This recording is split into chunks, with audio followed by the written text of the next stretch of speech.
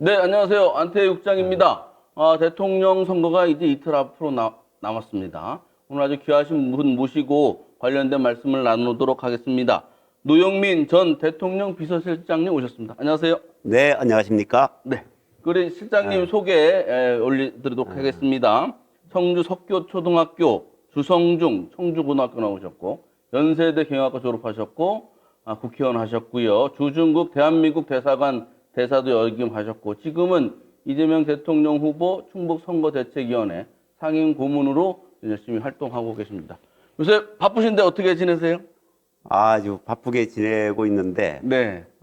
이 환절기가 되다 보니까 네. 아주 좀 몸 관리하는 게 조금 힘듭니다.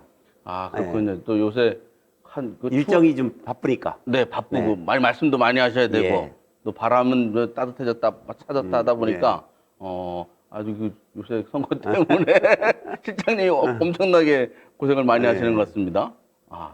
그런데 오늘따라 또 이렇게 날씨가 그래서 그런지 그 송영일 민주당 당대표가 망치로 피습을 당했어요, 대낮에. 네. 이거 상당히 충격적인 일인데 이거 어떻게 된 겁니까, 이거? 글쎄, 걱정스럽죠. 사실은 이 선거라는 것이 민주주의의 꽃이고 축제 아닙니까? 네.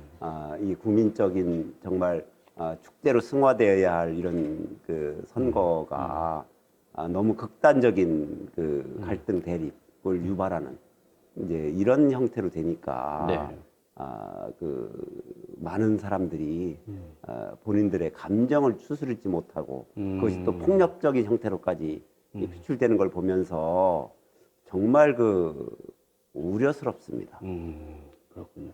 문재인 대통령도 오늘 민주주의에 대한 테러다라고 이제 강력하게 말씀하셨는데 이런 불상사가 발생하지 않았으면 좋겠습니다.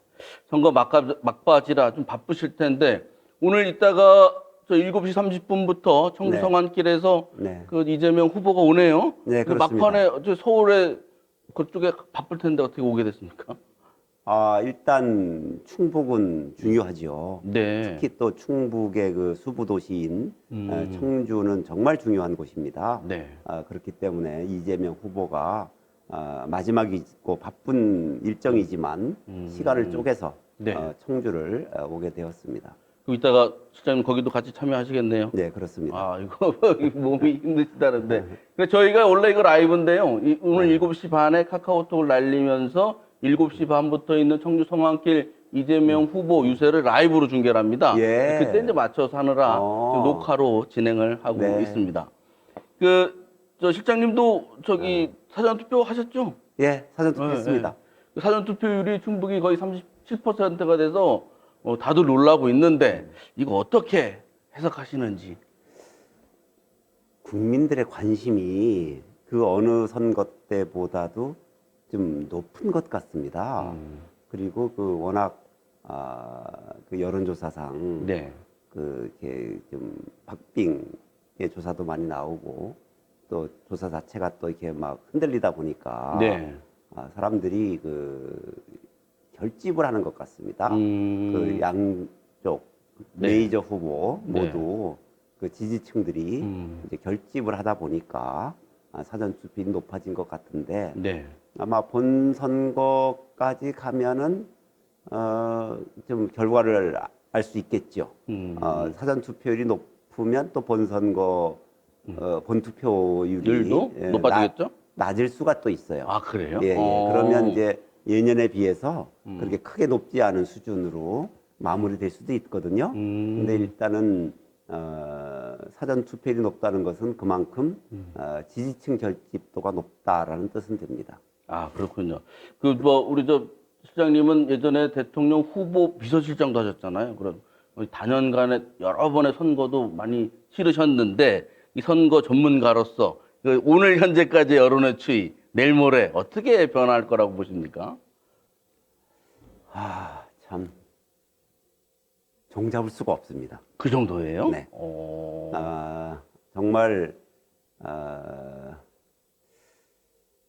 이 결과를 예측하기가 이번 선거 참 어렵다 이런 걸 느끼고 있습니다. 마지막 순간까지 네. 간절한 마음을 가지고 최선을 다하는 후보 진영이 아마 그 승리하는 그런 선거가 되지 않을까 이제 그렇게 생각하고 있습니다. 그러면 이번 선거 중에서 그 안철수, 윤석열 후보가 단일화됐잖아요. 예. 근데 그거 그날 뭐 사람들이 많이 놀래기도 하고 그랬던 것 같은데 그 이후는 또 별로 관심이 있는 건지 없는 건지 좀 약간 평가가 달라요. 요거 그 두 분의 단일화에 대해서는 어떻게 평가를 하세요? 그게 표로 영향을 어떻게 미칠까요? 단일화로서 그 국민의힘이 이득을 본 것 같지는 않습니다. 그 왜 그러냐 하면 네. 안철수 후보를 지지하는 한 뭐 10%든 그 조금 아래든 이 정도의 그 국민층이 있는 겁니다. 그러나 안철수 후보 개인에 대한 지지라기보다는 네. 소위 거대 양당 체제에 대해서 그 좀 동의하지 않는 네. 새로운 것을 원하는 이런 층이 있는 겁니다. 아. 국민들 중에 네, 네. 이분들의 투표권을 사실상 박탈한 겁니다. 본인들은 그 메이저 거대 양당 체제의 정치 구도에 대한 네. 그 반대 네. 이런 것을 어떤 형태로든 좀 표출하고 싶은데 표출할 기회를 그 박탈당한 거죠. 네, 네. 이제 이런 것들 때문에 그 표심이 그렇게 그 뭐 단일화 그 뭐 후보 누굴 지지했다고 해서 클릭하거나 그러지 않습니다. 안철수 후보를 지지하는 그 투표 그 층이 안철수 후보 개인에 대한 투표 그 지지층은 그렇게 높지 않습니다. 아, 그렇군요. 네. 그래서 그런지 안철수 후보를 이제 뽑으려고 했던 사람들이 지금 그런 마음이 싱숭생숭 어떻게 네. 해야 될지 모르는 그런 상황이 많이 발생하겠네요. 네, 그래서 저희들이 볼 때 네. 아무리 보수적으로 판단을 해도 국민의힘이 덕을 보여온 것 같지는 않습니다. 아, 덕을 본 것 같지는 않다. 네. 아, 아마도 좀 부정적인 영향을 미치고 있다라고 저는 그렇게 판단하고 있습니다. 근데 실장님 오늘은 말씀을 상당히 새기면서 네. 아유, 뭐 이렇게 고민하는 그런 많이 고민해서 말씀하시는 것 같아요. 그 정도로 지금 상당히 상황이 좀 뭐 긴박하다고 할까 조심스럽습니까? 네, 그렇습니다. 아, 네, 알겠습니다.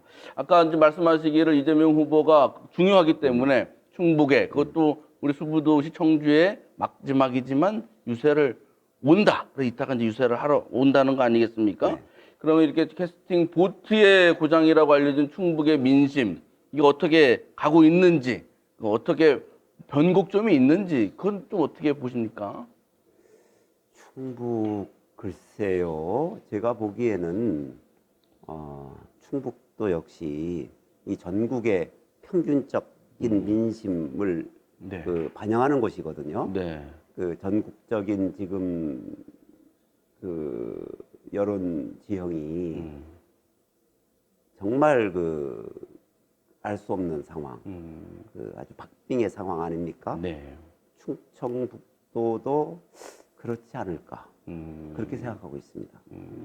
그럼 오늘 이재명 후보가 오늘 연설하는 것도 그런 충북의 민심의 향방에 적지 않은 영향을 좀 줄 거다 이렇게 보시나요?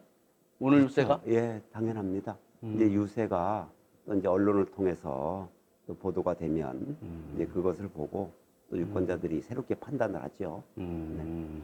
그 최근에 우리 실장님께서 뭐 여러 차례 인터뷰를 하셨는데 그 중에서 문재인 정부의 최고 업적은 이재명 정부의 탄생이 될 거다라고 이제 강조하셔서 말씀을 하셨어요. 이건 어떤 뜻인지 다시 한번 설명해 주실 수 있을까요? 그러니까 그 이재명 정부가 네. 결국은 제4기 민주정부로서의 역사적 정통성을 가지고 있다라는 겁니다. 그리고 문재인 정부가 물론 이제 대선 국면에서는 서로 간의 상대 진영에 대한 뭐 거의 뭐 무차별적인 네. 폭격을 하고 있지 않습니까? 네, 네. 그 상대방에 대한 긍정적 평가라는 것 자체를 이제 용인하지 않지요. 어떻게 해서라도 네. 그 상대방을 이렇게 좀 끌어내려야 되는 이제 그런 게 있지 않습니까? 네. 사실 문재인 정부의 그 역사적 평가는 네. 저는 아마도 이런 시대가 없었다라고 평가할 것이다. 저는 그렇게 생각하고 있습니다. 네. 경제, 방역, 네. 문화, 외교, 국방 뭐 모든 면에서 그렇다 이렇게 생각을 하고 있거든요. 네. 뭐 특히 그 사회 안정 음. 측면에서는 정말 그 해방 이후에 이런 적이 없었죠.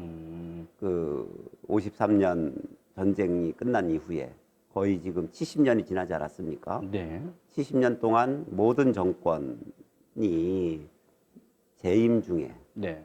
그 휴전선이 됐든 바다가 됐든 어디가 됐든 남북 간의 군사적 충돌로 인한 그 우리 국군의 희생이 항상 있었습니다. 그게 뭐 네. 아무튼 사망이 됐든 뭐 부상이 됐든 유일하게 네.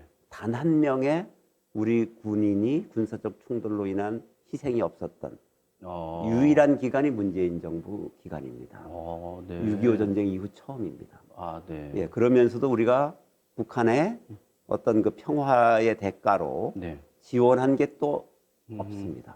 거의 제로입니다. 아, 네. 우리가 물론 뭐 북한에 대한 그 어떤 지원을 하지 않으려고 했던 건 아닙니다. 우리가 뭐 뭐 진단 키트라든지 네, 네. 뭐 백신이라든지 마스크라든지 뭐 쌀이라든지 이런 것에 대해서 유엔의 대북 제재에서 벗어나고 그다음에 미국이 동의하는 이제 그런 수준에서 지원하려고 했는데 이제 북한이 거부를 했죠. 네. 지원을 거부를 했기 때문에 사실상 문재인 정부 하에서의 대북 지원은 없었습니다. 그러니까 평화의 비용 없이 완벽한 평화를 이룬 기관이다. 네. 이렇게 생각하고요. 그러면서도 또 우리가 그 국방력, 방위력, 군사력이 문재인 정부가 취임할 때 우리가 세계 12위였습니다. 근데 지금 세계 6위입니다. 아, 네. 예, 지금 뭐 잘 아시지만 뭐 K2 흑표 전차나 네. K9 자주포라든지 뭐 이런 또 KF-21 보람의 그런 뭐 거의 5세대에 버금가는 이제 그런 스텔스 기능을 일부 갖는 그런 전투기라든지 네. 그다음에 그 뭐 미사일이라든지 뭐 잠수함이라든지 모든 그 방위력 개선 사업이 그 과거와는 비교할 수 없는 그 획기적인 발전을 이룩해냈다. 네. 이제 이런 거가 있고요. 그러니까 분단에 대한 평화적 관리에 네. 성공했다. 네. 또 하나는 이제 노동 쪽이죠. 네. 항상 이제 노동 쪽이 사회 불안 요소로 작용을 했었는데 문재인 정부 하에서는 크게 없었습니다. 그 이유는 생각을 해보세요. 과거 정권, 두 정권, 세 정권 이렇게 누적된 장기 미해결 노동 현안이 무지 많습니다. 그 뭐 KTX 여승무원 그랬죠. 예. 문제라든지 삼성전자 백혈병 노동자들 그 맞아요. 반올림이라고 그러죠. 네. 그 보상 문제라든지 뭐 최장기 해고 분쟁 뭐 13년이 됐었나요? 해결될 때 콜텍, 네. 그다음에 파인텍, 네. 전교조, 전공로 수도 없이 뭐 거기에다 또 저기 쌍차 문제라든지 수많은 그 장기 미해결 노동 현안이 있었습니다. 네, 맞습니다. 이게 항상 사회 불안 요소로 작용을 했거든요. 문재인 정부 하에서 이런 장기 미해결 노동 현안이 100% 해결됐습니다. 100% 해결됐습니다. 네. 그렇기 때문에 더 이상 노동자들이 무슨 이렇게 파업이라든지 뭐 삼보일배, 뭐 농성, 고공농성 이런 게 없어진 겁니다. 그다음에 농촌, 네. 이 세 번째가 농촌이죠. 항상 보면 쌀값이 안정화되지 않으면 농촌 사회가 동요를 합니다. 네. 역대 정권을 보면 쌀값이 대개 20만 원대를 유지하다가 네. 17만 원대로 내려가고 15만 원까지도 떨어집니다. 그런데 17만 원까지 내려가면 농촌 사회가 동요하기 시작합니다. 15만 원까지 접근하면은 소요 사태로 전환됩니다. 농민들이 경운기 트랙터 몰고 네. 고속도로를 점령한다거나 서울에 와서 데모하고 하는 게 그래서 항상 쌀값에 연동이 됩니다. 네. 근데 문재인 정부 하에서는 쌀값이 20만 원대를 항상 유지했습니다. 아, 그래요? 한 번도 이것이 뭐 진짜 이렇게 폭락을 해서 농촌 사회가 동요한 적이 없습니다. 임기 5년 내내.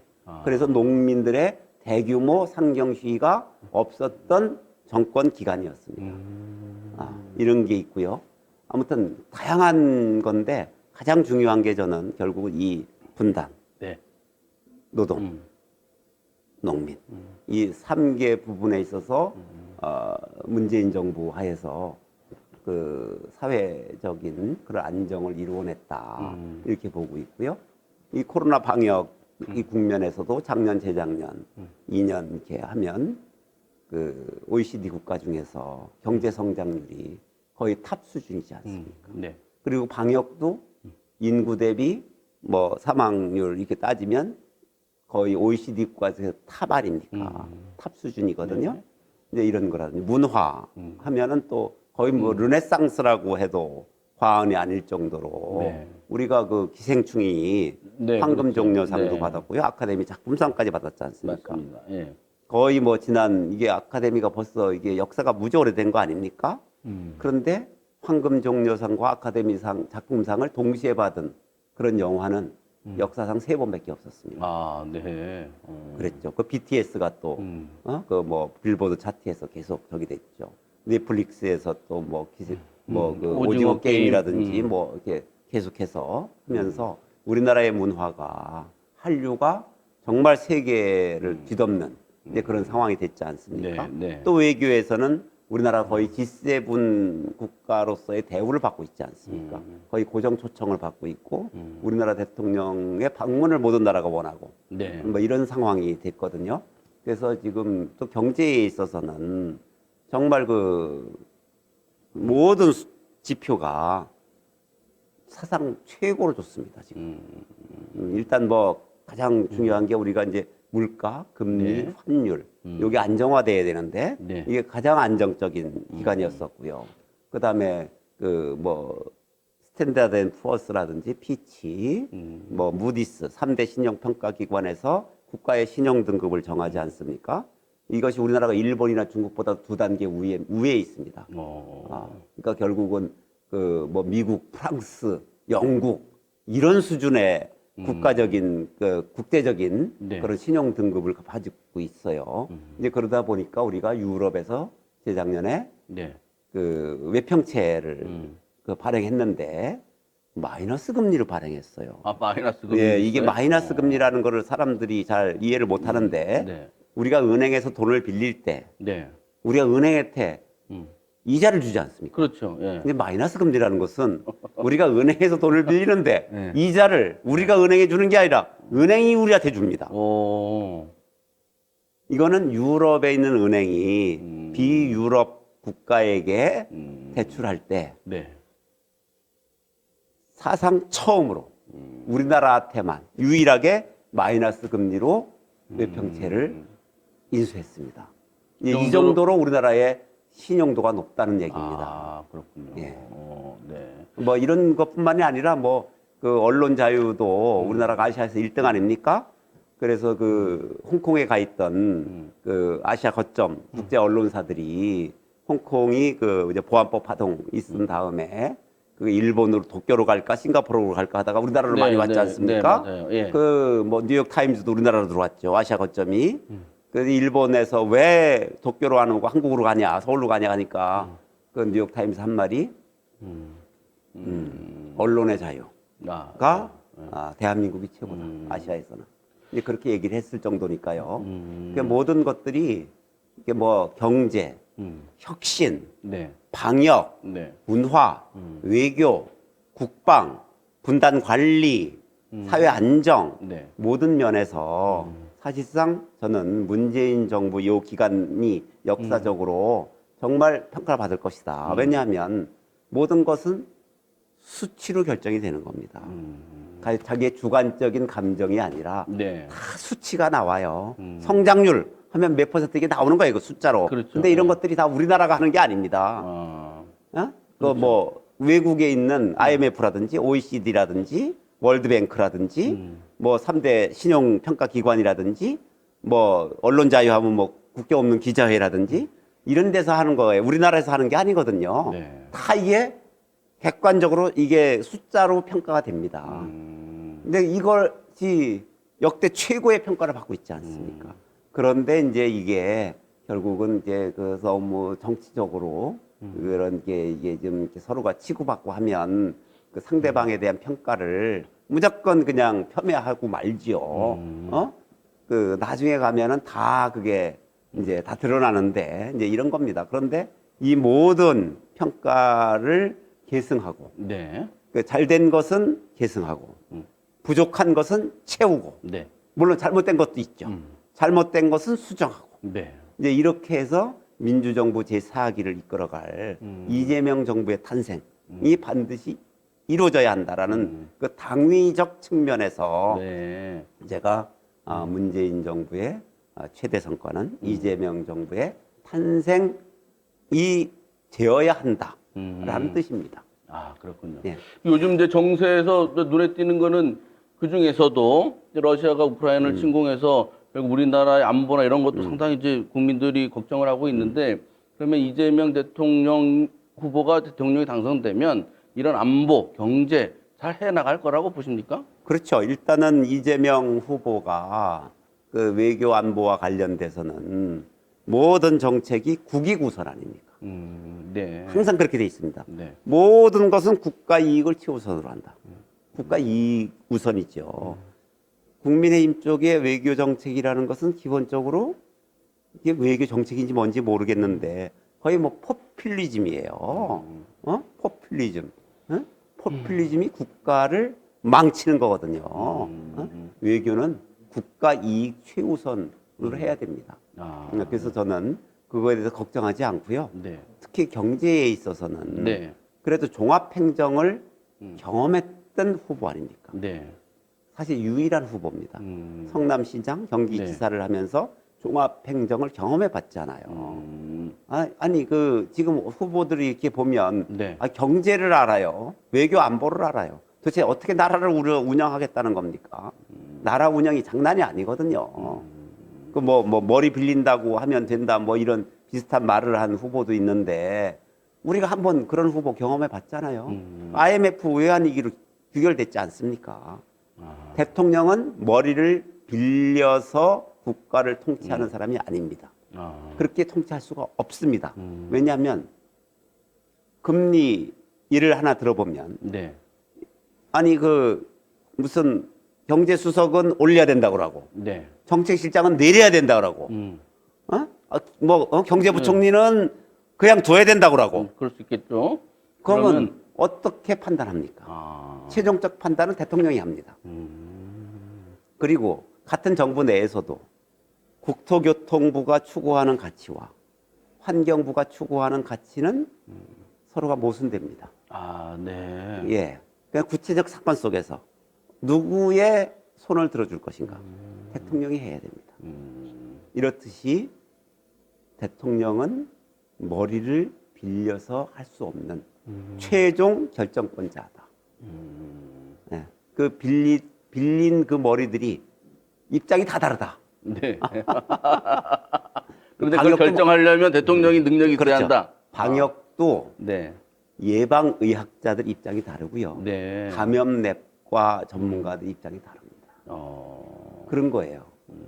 그렇기 때문에 그 남의 머리를 빌려서 국가를 운영하겠다는 것은 국가를 파탄으로 몰고 갈 겁니다.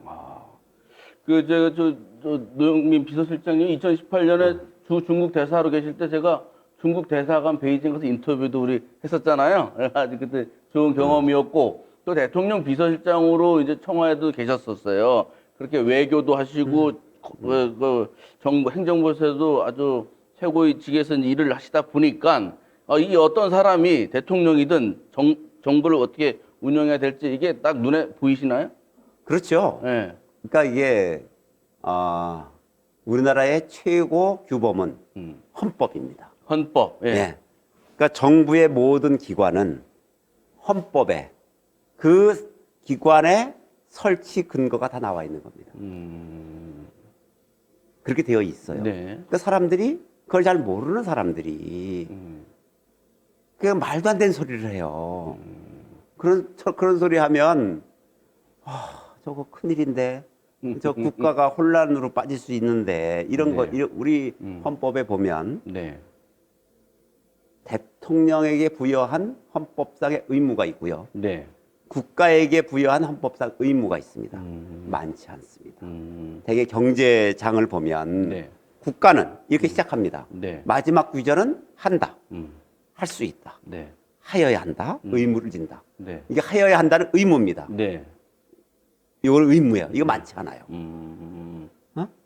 근데 특징이 있어요. 네. 이제 이런 걸 다 알아야 되거든요. 네. 근데 대통령한테 콕 찍어서 의무를 부여한 게 있습니다. 네. 그 선서할 때, 아. 대통령 선서할 때 그 의무를 얘기해야 됩니다. 헌법을 준수하는 건 당연한 거고요. 예, 예. 그 다음에 국가의 정통성, 민족 정체성을 위해서 민족 문화를 지켜야 합니다. 거기에 평화, 통일을 지향해야 합니다. 평화, 통일. 이것은 대통령의 의무입니다. 네. 해도 되고 안 해도 되는 게 아닙니다. 근데 만약에 헌법이 대통령에게 부여한 의무를 반대로 이행한다면 네. 어떤 상황이 벌어질까요? 탄핵 사유죠.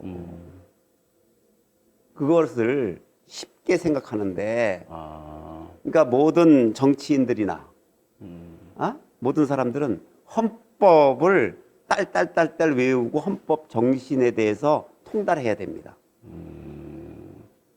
그런 후보가 예. 대통령이 되어야 한다. 예, 되어야 한다. 거기 이재명 후보가 예. 적합하다라고 네. 이제 시장님께서는 판단하시는 거죠. 요새 그저 노영민 비서실장님께서 청주주로 안 계시고 서울 가서 인터뷰를 많이 하시더라고요. MBN 자주 나오시고 오마이 TV인가요? 예, 그래서 예. 잘 봤는데요. 이렇게 서울서 인기가 있는 이유가 뭔가요? 아이고, 그 뭐 인기 있는 거 아니고요. 그냥 제가 그 뭐 경험한 것, 제가 경험한 범위 내에서 네. 기자가 질문을 하면 네. 제가 거짓말을 답변할 수는 없지 않습니까? 아, 그렇죠. 네. 네. 맞아요. 저는 그 거짓말로 답변하지는 않습니다. 음. 네. 그냥 뭐 입장이 난처하면 그 뭐 다음에 뭐 이렇게 기회 되면 뭐 말씀을 나누는 것으로 하는 이제 그런 그렇게 할지는 모르지만 그 거짓말은 못 하니까 네. 제가 경험한 거라면 제가 들은 거라면 직접 네. 그럼 물으면 어떡합니까? 네. 그렇죠. 사실대로 얘기할 수밖에 없죠. 네. 이제 그런 게 좀 있습니다. 그렇죠. 진실성이 많이 이제 담보가 돼 있으니까 이제 그래 언론이나 이런 데서도 자꾸 모셔서 이제 말씀을 듣고 싶고 예. 그런 것 같습니다. 그 제가 최근에 그 저희가 그 유세할 때마다 라이브를 많이 했어요. 예. 뭐 또 후보들마다 많이 했는데 최근에 청주 시외버스 터미널 앞에서 이재명 후보가 와서 이제 유세하기 전에 말씀을 하셨는데 예. 그때 청주에 뜬 5개의 별, 예. 뭐 이런 주제로 이제 말씀을 많이 하셨어요. 그래서 그때 좀 여러 가지로 잘 몰랐던 거를 말씀을 하셨거든요. 그때 그 5가지를 간단하게 설명해 주실 수 있을까요? 그게 오늘날의 청주, 네. 오늘의 청주를 있게 한 음. 5가지가 있다. 네. 이 5가지가 없었다면 오늘의 청주가 없었다. 그러니까 저는 그것을 별이라고 표현했던 네, 거죠. 네, 네. 첫 번째는 네.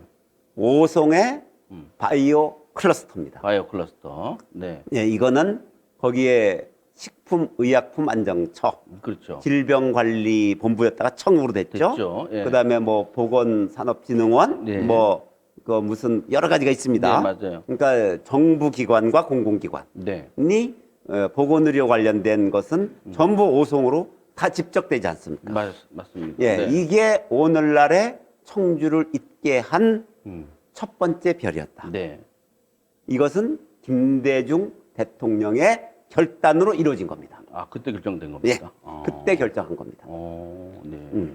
그 다음에 두 번째, 오늘의 청주를 있게 한 두 번째 별은 호남 고속전철 오송 분기역입니다. 네, 오송 분기역. 네. 지금 이제 오송역이 얼마나 아주 커지고 있습니까? 네, 네, 맞아요. 그 지지난주인가요? 네. 처음으로 이제 여러 우리나라의 전기의 최대 단체가 전기공사협회입니다. 네. 이 전기공사협회도 있고요, 예, 맞아요. 전기신문사도 있고요, 예. 거기에 뭐 교육원도 있고 무슨 뭐 여러 가지가 있습니다. 예, 예, 예. 거기에다 14,000평 가까이 되는 그 엄청난 부지에 그 건물들이 들어서고 있어요. 이사를 왔더라고요. 예, 별로? 지금 짓고 있어요. 어. 아직 다 준공되진 않았는데 아, 네, 이제 네. 일부 준공됐습니다. 네. 그게 온 이유도 바로 오송역 때문에 그게 서울에 있던 게 내려온 겁니다. 아하, 네. 그러니까 회원들 총회 음. 이게 뭐 전국적으로 회원이 뭐 한 13,000명 뭐 이렇게 엄청난 네. 조직인데 네. 아니 그 서울에서 오기도 편하고 호남에서 오기도 편하고 영남에서 오기도 편하지 않습니까?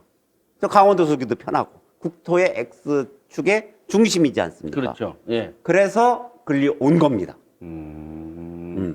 그래서 호남 고속전철에 호남 그 분기역이 오송으로 들어온 것. 네. 요게 오늘의 청주를 있게 한 두 번째 별이다. 별인데? 이건 노무현 대통령 때 결정됐습니다. 아, 노무현 대통령 예. 때. 세 번째, 오늘의 청주를 있게 한 세 번째 별은 하이닉스 청주 공장의 증설입니다. 그렇죠. 예, 예, 맞아요. 예. 하이닉스가 지금 직원이 거의 9,000명 아닙니까? 네. 상근 직원이 맞아요. 내부에서 예, 예. 거기에다가 협력회사 직원이 내부에 근무하는 게 한 3,000명 된답니다. 맞아요. 예. 이 어마어마한 하이닉스의 보너스가 한번 풀리면 청주 시내가 아주 좋아진다는 거 아닙니까? 들썩거린다라죠. 예, 예, 예. 그 정도예요. 저거를 청주로 오게 한 것. 사실 그때 하이닉스나 전경련은 이천으로 하겠다고. 아, 그랬죠. 예, 그 이천에 있는 규제가 하나 있었습니다. 이제 소위 구리공정에 대한 그 배출 네. 요 기준을 그 방류 기준으로 완화해 달라라는 아. 요구를 했었던 겁니다. 네. 그때 이제 그 총리공관에서 이거를 이제 당정청 회의를 했었던 건데 네. 그때 전경련이 요구했던 규제 완화 풀어주면 투자하겠다는 거 다 해줬는데 그거 하나만 부결시켰습니다. 청주로 가라. 아. 이렇게 한 겁니다. 어. 그때는 그들이 안 해주면 중국 가겠다.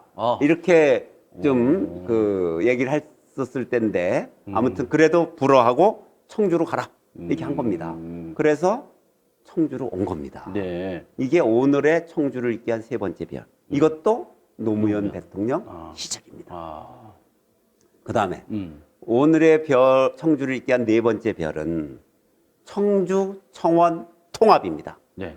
청주 청원이 통합되면서 100만 도시급으로 청주가 미래 비전을 갖게 된 것입니다. 네. 이거는 도지사, 네. 청주시장, 네. 청원 군수가 예, 예. 모두 민주당 단체장일 때 이게 이루어진 겁니다. 맞아요. 네. 예. 그러네. 이시종 지사님 또 한범덕 시장 이종용 군수님 세 명이 예, 모두 다 민주당이다. 민주당일 때 이루어진 네, 겁니다. 네, 네. 청주 청원 통합이 네. 이루어졌습니다. 그다음에 오늘의 청주를 있게 할 마지막 다섯 번째 별 오창 오창 방사광 가속기입니다. 아, 방사능 가속기. 저거는 해방 이후에 네. 중앙 정부의 공모 사업 중에서 최대 규모 사업입니다.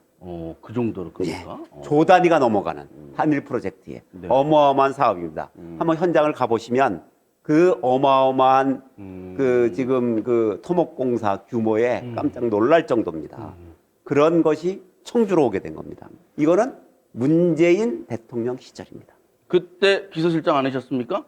예, 제가 비서실장이었습니다. 그때 예. 강기정 수석님이 저기 어디 자기 그쪽으로 하려고 광주는 노력을 아주, 많이 예. 하셨다고 예. 했었어요. 그래서 제가 볼 때는 오늘의 청주를 있게 한 5개의 별은 항상 민주당과 함께했다. 민주당은 항상 국가 균형 발전 정책을 추진합니다. 수도권 일극 중심, 수도권 규제 완화하는 정당, 그런 정권과는 다릅니다.